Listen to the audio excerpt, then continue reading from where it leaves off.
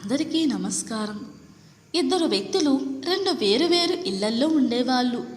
ఆ రెండిళ్ల మధ్య ఒక గోడ మాత్రమే ఉండేది.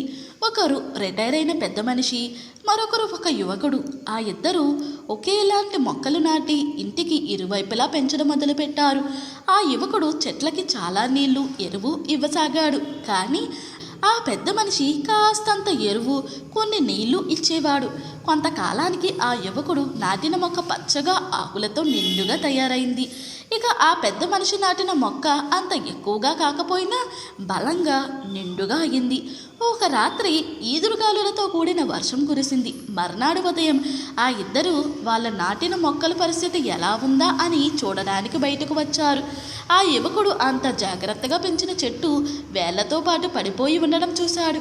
కానీ ఆ పెద్ద మనిషి అంతంత మాత్రంగా చూసిన చెట్టు మాత్రం అలాగే ఉండడం చూసి ఆశ్చర్యపోయాడు. దాంతో ఆ యువకుడు అలా ఎందుకు జరిగింది అని ఆ పెద్ద ఆయనను ప్రశ్నించాడు. ఆయన చెప్పిన సమాధానం మనందరికీ ఒక గుణపాఠం కావాలి. చూడు బాబు, నువ్వు ఒక చెట్టుకి ఏమేమి కావాలో అన్నీ అవసరానికి మించి అందించావు. అందువల్ల దాని వేళ్ళు నీళ్ళ కోసము, పోషక విలువల కోసము భూమి లోతుల వరకు వెళ్ళవలసిన అవసరం రాలేదు.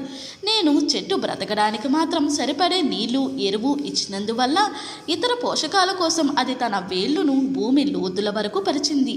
నీ వేళ్ళు పైపైన మాత్రమే ఉండడం వల్ల గాలికి భూమి లోపల నిలదొక్కుకోలేకపోయాయి.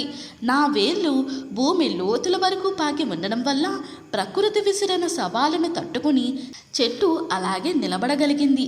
ఈ విషయం మనం పెంచే చెట్ల విషయంలోనే కాదు, మనం కనిపించే పిల్లలకు కూడా వర్తిస్తుంది అని అందరం గమనించాలి.